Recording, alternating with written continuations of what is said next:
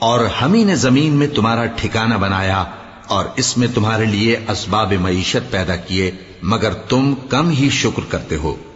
اور ہم ہی نے تم کو ابتدا میں مٹی سے پیدا کیا، پھر تمہاری شکل و صورت بنائی، پھر فرشتوں کو حکم دیا کہ آدم کے آگے سجدہ کرو تو سب نے سجدہ کیا لیکن ابلیس کہ وہ سجدہ کرنے والوں میں شامل نہ ہوا۔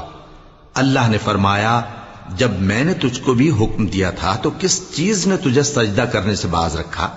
اس نے کہا کہ میں اس سے افضل ہوں، مجھے تو نے آگ سے پیدا کیا ہے اور اسے مٹی سے بنایا ہے۔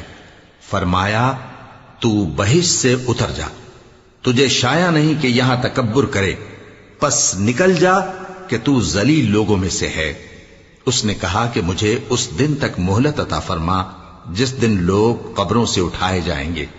فرمایا اچھا، تجھ کو مہلت دی جاتی ہے۔